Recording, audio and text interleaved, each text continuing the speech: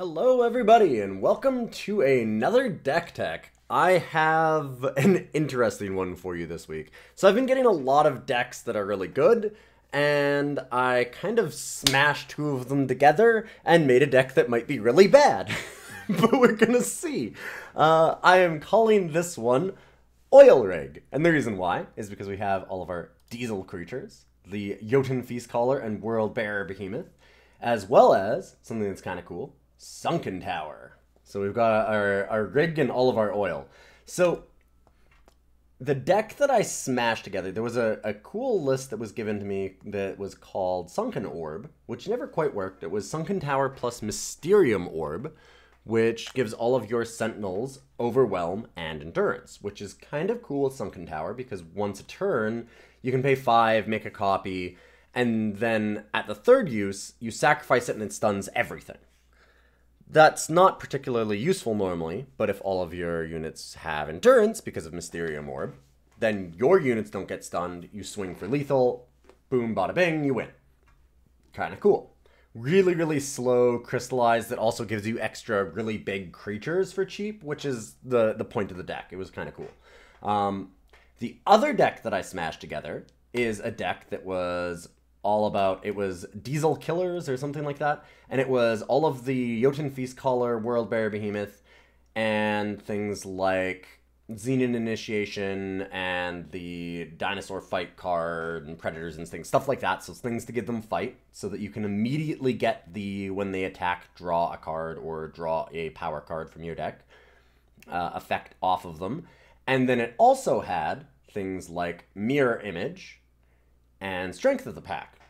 And the reason why it would have Mirror Image and Strength of the Pack, you might wonder, is that once you put Killer onto a creature in Eternal, you may or may not know that if you make a copy of that creature, unlike a game like, say, Magic the Gathering, it's a permanent change. So you'll get a Jotun Feastcaller that has Aegis and Killer. And what's really cool, too, is if they happen to pop the Aegis first on this Jotun Feastcaller, you'll get a refreshed Aegis on it. So then the new one will come in with an Aegis on it. Also, if this one has attacked and it says draw 1 card, then increase this ability by 1. So if it says 2 when you copy it, you'll get a Jotun Feastcaller that is already set to 2.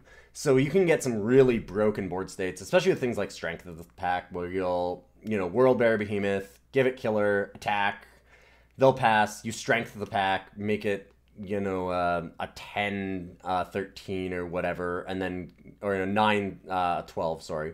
Make it a 9-12, get another 9-12 with Killer, attack with both of them, and it just becomes absolutely bonkers. So that is kind of what I went with. I did put in, as a little bit of a nod to the Mysterium Orb, I put in an Infinite Hourglass. You might be wondering why that's in there. It's just so that the Sunken Tower, besides making copies of these with Killer, which is kind of cool, will also have the ability for the Infinite Hourglass, stun everything, get through anyways kind of strategy. The other thing that it does with this deck, the Sunken Tower, it does give things Reckless, but it's kind of cool because you can get around it a little bit by making them have Killer, right? If it's not good to attack that turn, you can wait. When the turn that they do have to attack, you can instead use the Killer on something that's smaller. So you can kind of get around the downside of Sunken Tower while still actually using it, which is kind of neat. I thought that was kind of an interesting little change up on that.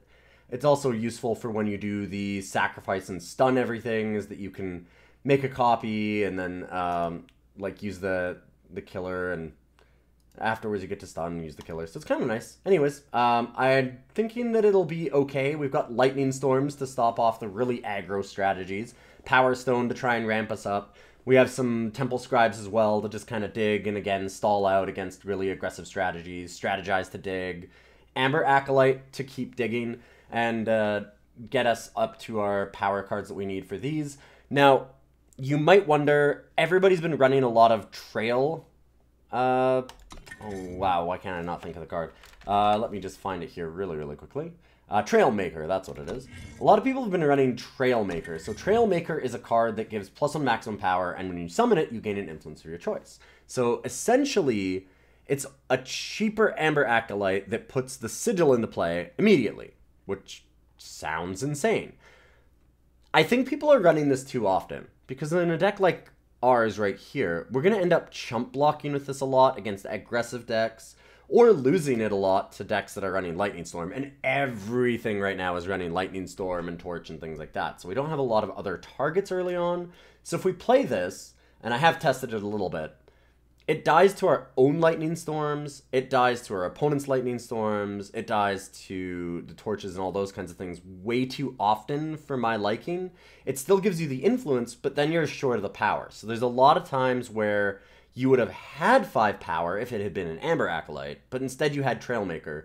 You played it earlier, cool, you didn't quite get to 5 in time to play, you know, a Jotun Feastcaller or Worldbearer, they kill it, and then you wait for 4 turns and die because you can't actually play any of your cards that actually matter. So I've tended to still like Amber Acolyte in a deck like this. I think that Trailmaker is a great card and certainly has a place, but just not necessarily in this particular deck. So yeah, that's kind of the plan with our deck, and we're going to go through some matches and see how it does.